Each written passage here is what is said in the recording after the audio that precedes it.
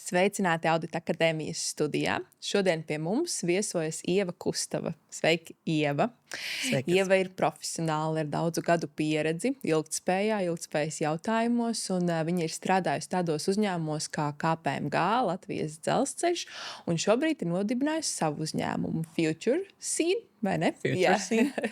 Ar mērķi palīdzēt tad uzņēmumiem kļūt ilgtspējīgākiem. Un tas fakts, kas man ļoti patika par tevi, ka 2024. gadā tu esi arī saņēmusi ilgtspējas vēstneša tādu balvu. Un tas arī ir ļoti forši. Un, protams, līdz ar to sakarīgi mūsu saruna būs par to, par ilgtspēju. Kas ir ilgtspēja, kā kļūt uzņēmumiem ilgtspējīgākiem un kā pakāpeniski nokļūt līdz tam, kas ir paredzēts. Un tas pirmais jautājums mums būs par normatīvo bāzi. Kas tad īsti nosaka to, ka mums ir jākļūst ilgtspējīgākiem? Un varbūt arī vai ir kaut kādi jaunumi attiecībā uz šo jomu pēdējā laikā? Runājot par normatīvo bāzi, es laikam dalītu to divās daļās. Viena daļa ir tāda politikas plānošana. Mēs visi esam dzirdējuši Eiropas zaļais kurs un dažādi dokumenti, kas ar to saistīti, kas būtībā iezīmē tādus mērķus, uz ko mums vajadzētu Eiropā virzīties. Mums, es domāju, tādā plašā nozīmē, gan dalību valstīm, gan nozarēm dažādām, katrā sava specifika, gan konkrēti arī uzņēmumiem. Tā būtu tā viena puse, bet otra puse, protams, ir, ka kamēr regulējums neliek, tikmēr ļoti daudz arī skatās uz mērķiem kā uz vēlamību, bet nevis kā kaut ko tādu, kas tiešām būtu jārealizē. Un pēdējos gados, plus mīnus 5 gados apmēram Eiropas Savienībā ir arī izstrādāts regulējums, kas noteiktiem uzņēmumiem sāk uzlikt pienākumus saistībā ar ilgtspēju. Un it īpaši saistībā ar ilgtspējas ziņošanu, bet te man uzreiz ir jāsaka, ka patiesībā šis regulējums pēdējā gada laikā piedzīvo no viena grāvja otrā mēs braucam, ja tā var teikt. Pirms dažiem gadiem Eiropas Savienībā pieņēma regulējumu, kas noteica, ka sākot jau no šī gada, patiesībā jau no pagājušā, no 24. gada, lielai daļai Eiropas uzņēmumu katru gadu, tāpat kā tiek gatavots finanšu pārskats, gada pārskats, tāpat arī būs jāgatavo ilgtspējas ziņojums.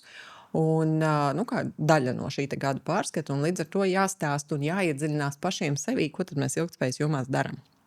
Vai mēs darām pietiekami, un arī, ārēji dažādi ārējās puses tad var izdarīt savus secinājumus par to, kā tad mēs kā uzņēmums strādājam. Pēdējā gada laikā Eiropā un arī pie mums tieši tāpat ir, ja tā var teikt, modē runa par to, ka mums ir jāmazina birokrātija, kam absolūti varētu piekrist, bet brīžiem, varētu teikt, ka tā birokrātijas mazināšana tiešām tādā otrā grāvī iebrauc, ka mēs tagad atceļam visu, ko tā skaitā to, ko varbūt vajadzētu tomēr saglabāt.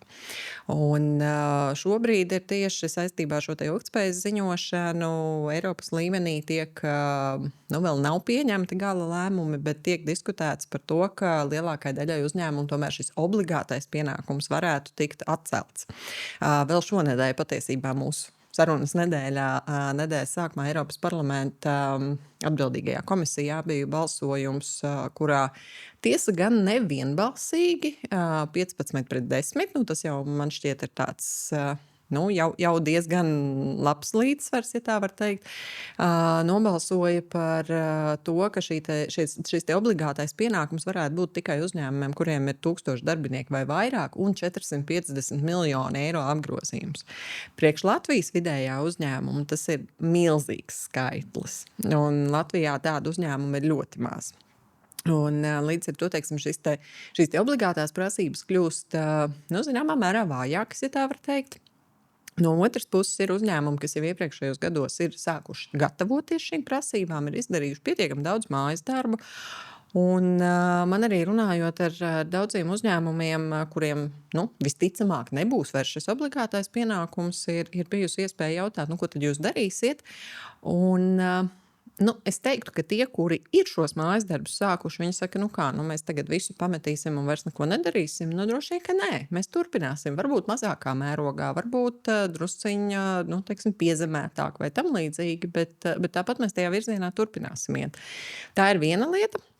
Un otra lieta, par regulējumu runājot, regulējums, kurš attiecas varbūt nevis uz uzņēmumiem tādā plašā nozīmē, bet savukārt, kas arī ilgtspējas kontekstā ir izvirzīts finanšu nozarei un investoriem, tas gan joprojām ir spēkā, un to šobrīd neviens nemaina. Un, līdz ar to nu, faktiski pat tad, ja uzņēmumiem dažādās nozarēs, enerģētikā, transportā, nezinu, atkrituma apsaimniekošanā, rūpniecībā un tā tālāk, nebūs šis te obligātais pienākums ziņot, tai pašā laikā, jebkurā momentā, kad viņi ies uz banku, pie investora, pie lieliem finansētājiem, starptautiskiem un tā tālāk, un viņiem tā vienkāršot runājot vajadzēs naudu attīstībai, šis te potenciālais finansētājs viņiem tāpat uzdos jautājumus par ilgtspēju, un līdz ar to tādā zināmā līmenī viņiem ir jābūt gataviem par to runāt, pat tad, ja neviens neliek atskaitīties, teiksim tā. Jā, Ieva, savā runā tu lietoji jēdzienu zaļais kurs. Saki, ko tas nozīmē? Nu, varbūt paskaidro priekš tiem, kas varbūt piemirsuši vai nezin, un kā uzņēmumi vispār var sagatavoties šim te zaļajam kursam? Nu, patiesībā tas ir tāds ļoti plašs jēdziens, politikas virziens, ja tā var teikt, kas nu, jau ap 2018. Gadu tika izstrādāts un pieņemts Eiropas Savienībā, kas runā par to, ka uzņēmējdarbībā dažādām nozarēm vajadzētu darboties videi draudzīgākā veidā. Primārais ir šīs siltumnīca efekta gāzu emisijas un to samazinājums, kas nozīmē dažādu fosīlo resursu patēriņa samazināšanu, kas nozīmē vispār energo patēriņa samazināšanu savā darbībā, kas no vienas puses var būt saistīts ar zināmām izmaksām, mainot tehnoloģijas. No otras puses, es teiktu, ka tas var būt saistīts arī ar efektivitāti, un līdz ar to uzņēmumiem ir vērts uz to paskatīties arī no tā viedokļa, kā mēs varam ietaupīt, samazinot savu energopatēriņu un kļūstot efektīvāki. Bet šī te emisiju un energopatēriņa sadaļa ir tikai viena daļa, tāpat ir runa par dažāda cita veida arī ietekmi uz vidi, un uzņēmumiem tiek gan izvirzīti pienākumi attiecībā uz aprits ekonomikas, piemēram, jautājumiem, gan uz dažādu resursu patēriņu un tā tālāk. Un, ja mēs runājam par ilgtspējas stratēģiju, vai mums kopumā Latvijā uzņēmumi ir gatavi izstrādāt šādas stratēģijas, un kas ir tās tipiskākās kļūdas, ko uzņēmumi pieļauj, veidojot šādas stratēģijas? Teiksim tā. Labā prakse būtu uzņēmumos, to, ko mēs iepriekš jau runājām par šo ilgtspējas ziņošanu, piemēram, labā prakse būtu, ka uzņēmumam ir nodefinēta stratēģija, nodefinēti mērķi, un tad jau tā ziņošana ir tāds ikgadējs vai ar citu regularitāti pasākums, kurā tad mēs stāstam, kā tad mums veicas šos mērķus sasniegt. Realitātē man jāsaka godīgi, ka tie uzņēmumi, kuri varbūt tikai sāk savu ceļu, viņi ļoti bieži sāk tieši no tā posma, kur ir ziņošana, tad viņi saprot, ko tas nozīmē, un tad viņi iet to solīti atpakaļ vai vairākus solīšus atpakaļ un sāk definēt, ko tad mēs vispār šajās ilgtspējas jomās gribam darīt un kas ir tas mūsu mērķis un pieeja un stratēģija un tā tālāk. Bet, protams, ka pēdējos gados es teiktu, ka arī Latvijā un tāpat arī citur Eiropā un Ziemeļa Eiropā īpaši ir uzņēmumi, kuri tiešām ar vien rūpīgāk pieiet šiem jautājumiem, tiešām domā pēc būtības, nevis tikai par ko mēs atskaitīsimies, bet ar vien vairāk, ko mēs varam darīt labāk un citādāk nekā līdz šim, un kā mēs to varam savā ne tikai ilgtspējas stratēģijā, bet patiesībā biznesa stratēģijā iedzīvināt. Jo es teiktu, ka pēdējos gados arī mainās tā iepriekšējā pieeja, kas daudziem uzņēmumiem bija, ka ir ilgtspējas lietas vai ilgtspējas stratēģija, un tad ir biznesa stratēģija, un tās ir divas atsevišķi dzīvi dzīvojošas pasaules. Arvien vairāk, protams, ka uzņēmumi sāk saprast, ka tās nav nodalītas un nav arī nodalāmas lietas. Par tām būtiskākajām kļūdām, vai teiksim, tiem klupšanas akmeņiem, kas uzņēmumiem mēdz būt. Pirmām kārtām es teiktu, ka šīs te stratēģijas fokus vai tas, kas tad ir tās galvenās lietas, ko mēs viņā gribam ielikt, un šeit ir tas maģiskais atslēgvārds vai atslēgvārdi, ko daudzi, kas ar ilgtspējas jautājumiem strādā, zina, šis te būtiskuma novērtējums, ka mēs vispirms izejam cauri veselai rindai dažādu ilgtspējas jomu, saprotam, kas ir nozīmīgs tieši mums, mūsu biznesam, mūsu nozarei, mūsu biznesa modelim, tam, ar kādiem partneriem mēs sadarbojamies un tā tālāk. Un tad mēs fokusējamies uz to, nevis uz to, kas mums subjektīvi šķiet labāk vai pazīstamāk vai tam līdzīgi. Tā kā šis te fokus un būtiskās jomas, tas ir tas viens pirmais solis, kas noteikti ir ļoti svarīgs. Un ja to pilnvērtīgi nepaveic, tad arī pēc tam tālāk šī stratēģija jau varbūt nav vairs tik veiksmīga. Otra lieta, ka uzņēmumi, bet arī to es redzu, ka tas mazinās pamazām, ka uzņēmumi šīs ilgtspējas stratēģijas veido varbūt vairāk tādas deklaratīvas, bet pietrūkst varbūt šo te konkrēto mērķu, arī izmērāmo mērķu, konkrētu pasākumu, ko tad mēs darīsim. Bet arī tas pēdējos pāris gados es teiktu, ka ļoti, ļoti būtiski jau mainās. Un vēl viena lieta, kas patiesībā nav tikai ilgtspējas stratēģija, tāds klupšanas akmens, bet jebkuras stratēģijas un jebkuru plānu. Klupšanas akmens ir tas, ka varbūt nevienmēr uzņēmumi tajā brīdī, kad viņi nodefinē šo savu pieeju, fokusu, mērķus un tā tālāk, nodrošina arī atbilstošu pārvaldības struktūru un atbildības par to, ka tas viss, kas ir uzrakstīts uz papīra, arī tiks realizēts un ka kāds tam sekos līdzi un skatīsies, vai izdodas vai neizdodas, ja neizdodas, kāpēc, ko mēs darām un tā tālāk. Tā ka neviena stratēģija jau nestrādā tad, ja viņu neīsteno. Jā, Ieva, tas, ko es esmu diezgan bieži dzirdējusi, kad ilgtspēja vienlīdzības zīme dārgi. Vai tā ir un vai var kaut kā šito atspēkot? Jautājums, uz kuru ilgtspējas dimensiju mēs skatāmies? Ja mēs runājam, piemēram, tas, kas varbūt ir visvairāk priekšplānā, tad, kad runā par ilgtspēju, tieši šis emisiju stāsts, ko es iepriekš pieminēju, tas ļoti bieži ir saistīts, piemēram, ar jaunām tehnoloģijām, ar esošo tehnoloģiju nomaiņu, ar jaunu veidu pieejām un tā tālāk. Un, piemēram, iedomājoties ražošanas uzņēmumu, jā, pirmajā brīdī droši vien, ka tās ir pietiekami lielas investīcijas. Jautājums, vai tas ir dārgi ilgtermiņā? Tas ir tas, ko mums Latvijā, manuprāt, vajadzētu vairāk mācīties un prast izmantot šīs te kopējās, dzīves cikla izmaksas arī rēķināt. Un, ja paskatās tādā dzīves ciklā, tad ļoti iespējams, ka šī te jaunā sākotnēji dārgā tehnoloģija nākotnē ir pat izdevīgāka. Tas būtu viens, bet ilgtspēja nav tikai par šīm te tehnoloģijām. Ilgtspēja ir arī, piemēram, par drošību, par pakalpojumu vai produktu pieejamību, par dažādiem sociālajiem aspektiem un tā tālāk. Un, piemēram, veidot savu biznesa modeli tādu, lai tas būtu, cilvēku orientēts uz klienta vajadzībām, varbūt personalizēts kaut kur, atsaucīgs un tā tālāk. Ļoti iespējams, ka tas neizmaksā būtiski vairāk neko, bet tas ieguvums varētu būt stipri lielāks. Saķi, kā ir, ja šobrīd vairs nebūs tādas obligātas prasības ziņot, kas ir tas iemesls, kāpēc uzņēmumi tomēr saredz, ka viņiem ir jāturpina šis ilgtspējas kurs? Es domāju, ka ir daļa uzņēmumu, kuri saskata tādu konkurētspējas priekšrocību zināmā mērā, un it īpaši es domāju, ka tas ir attiecināms uz uzņēmumiem, kuri strādā tirgos, kur šie ilgtspējas jautājumi ir būtiski. Piemēram, būvniecības nozarē, tikko kā uzņēmums iziet ārpus Latvijas tirgus un vēlas darboties, piemēram, Ziemeļa Eiropā, citās valstīs, Skandināvijas valstīs, piemēram, ir jau ļoti augstas prasības, kas ir jāizpilda. Un līdz ar to, ja viņš šajā tirgu grib darboties, viņam nav patiesībā īpaši citu variantu, kā to darīt. Viņam ir jāskaita emisijas, viņam ir jāizvēlas vidē draudzīgāki materiāli, viņam ir jāspēj par to komunicēt, sniegt informāciju, apzināt savus piegādātājus un tā tālāk. Otra konkurētspējas priekšrocība varētu būt savas nozares ietvaros, arī iespējams tepat vietējā tirgu, tiem uzņēmumiem, kuri grib būt savas nozares līderi, ja tā var teikt. Un viņi veido šo te savu nozari, savā nozarē toni un parāda to labo praksi.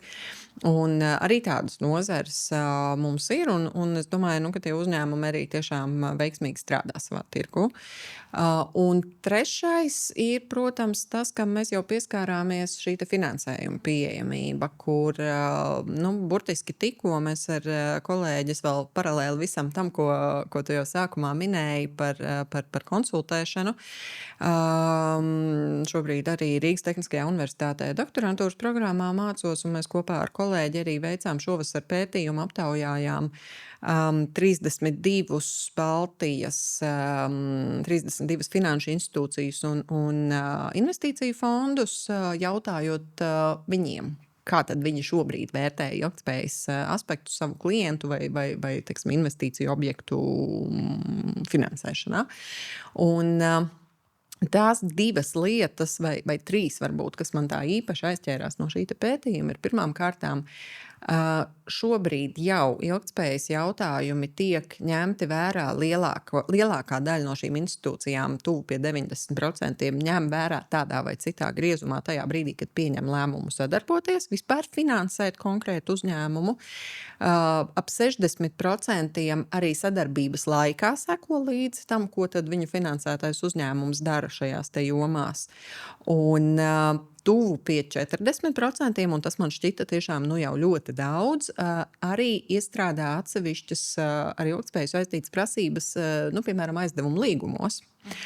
Un tas ir līdzīgi, kā teiksim, tie, kas varbūt mūs klausās, kas ar finanšu pārskatiem un finansēm strādā, zina, ka ir šīs saucamās finanšu kovenantes, ko bankas, piemēram, iestrādā līgumos. Šī pieeja ir ļoti līdzīga, ka tev aizdevuma līguma laikā ir jāapņems, ka tu, pieņemsim, šīs pašas emisijas samazināsi tur par tik un tik. Un tas ir zināms priekšnosacījums, lai es turpinātu tevi finansēt vai, piemēram, nepaukstinātu tev procentu likmi, kas ir pietiekami sajūtams. Tā bija viena lieta. Otra lieta, ko šie finansētāji un investori uzsvēra, ka izaicinājums viņiem joprojām ir iegūt no uzņēmumiem tieši datus par ilgtspēju un datu pieejamību. Tas ir joprojām problemātiski, un tas ir tas, ko es iepriekš minēju par šīm deklaratīvajām stratēģijām vai tādiem vispārīgiem uzstādījumiem, ka mums rūp tas, mēs rūpējamies par to, mēs domājam par šito, bet tur nav varbūt tā taustāmā seguma. Un trešais, un tas ir atbildot uz jautājumu par regulējumu un obligātu vai neobligātu prasību.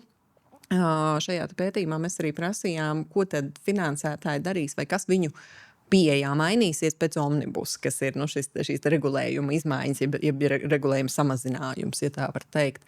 Un praktiski lielākā daļa no finansētājiem pateica, ka viņu pieejā tas nemainīs neko, bet viņiem, protams, būs lielāki izaicinājumi nekā viņi bija gaidījuši, balstoties uz šo sākotnēji pieņemto regulējumu, iegūt informāciju no uzņēmumiem. Tas nozīmē, ka tā vai citādi, kā es iepriekš minēju, uzņēmums iet pēc naudas, un naudas devējs viņam saka tā, bet man vēl vajadzētu zināt par tevi to. Faktiski tad šie uzņēmumi mierīgi nevarēs gulēt. Arī tie, kas īstenībā nav pakļauti šai regulai, vai nebūs pakļauti šai regulai, viņiem tomēr vajadzēs kaut ko darīt ilgtspējas jomā, ja viņi vēlēsies finansēties, vai ne? Atbildot uz tam beigām, ja vēlēsies finansēties, par mierīgu gulēšanu runājot, es domāju, ka ja pietiekami labi uzņēmums sagatavojas un pat ja viņš negatavo šos ilgtspējas ziņojumus un tā tālāk, bet viņam ir tāda pamata bāzīte skaidra, kas ir tās manas būtiskās tēmas, kā es tur izskatos, iespējams nozars kontekstā, kā es izskatos, un ja es par to spēju sarunāties ar savu banku, piemēram, tad es domāju, ka vajadzētu pietiekami mierīgi spēt gulēt. Jā, Ieva, kā tu savā ikdienas dzīvē integrē šo ilgtspējīgo domāšanu? Kas ir tās lietas? Tādos ikdienas paradumos, es teiktu. Es, piemēram, man nav sava automašīna, es braucu ar sabiedrisko transportu, izmantoju koplietošanas auto pakalpojumus, tad, kad man ir jānokļūst kaut kur varbūt sabiedriskais nav tik ērti vai tam līdzīgi. Mēģinu savu ģimeni pieradināt pie dažādiem arī ikdienas paradumiem. Protams, katram ir savi, tā sakot, grēciņi tālākā vai tuvākā pagātnē, bet es arī pēdējos gados cenšos cenšos teiksim, tā, izvairīties no saucamās ātrās modes, kas arī ir ar savu diezgan lielu ēnas pusi. Līdz ar to varbūt reizēm ir labāk nopirkt kaut ko vienu kvalitatīvāku, bet retāk nekā teiksim, veidot milzīgu garderobu, bet toties no lietām, kuras varbūt nav tik ilgtspējīgā veidā radītas, kuras ir vestas pāri puspasaulē droši vien un tā tālāk. Ieva, vai tev ir kāds viens ieteikums uzņēmumam, kas šaubās? Tā kā iet uz to ilgtspējas pusi, sākt skatīties, sākt definēt savas jomas, sākt mērīt datus, vai tomēr nedarīt to? Es uzņēmumu vietā paskatītos uz ilgtspējas jautājumiem caur biznesa risku prizmu. Jo viena lieta ir tas, ko mēs varbūt varam iegūt, varbūt iegūsim, varbūt neiegūsim. Tas ir tāda drusciņa prognozēšana un spēle ar pieņēmumiem. Riski, protams, zināmā mērā arī ir spēle ar pieņēmumiem. To mēs arī zinām. Jebkurš risks var realizēties, var nerealizēties, var ātrāk, var vēlāk, un sekas var būt lielākas vai mazākas un tā tālāk. Bet šī biznesa risku pieeja, man liekas, ir tas, kas uzņēmumiem drusciņi atver acis zināmā mērā uz lietām. Viņi saprot, ka, jā, bet ja es nedarīšu to un to, vai ja es tam un tam nepievērsīšu uzmanību, tad man tas atspēlēsies kaut kādā laika periodā un radīs sarežģījums piesaistīt finansējumu, vai radīs zaudējumus, vai teiksim, apdraudēs kaut kādus manu darbību, manus darbības virzienus un tā tālāk. Ieva, paldies tev par šodienas sarunu. Lai mums izdodas būt ilgtspējīgiem un arī izdodas kopumā doties šajā zaļajā virzienā gan pašiem sev, gan sabiedrībai, gan arī uzņēmumiem. Tā kā paldies un uz tikšanos!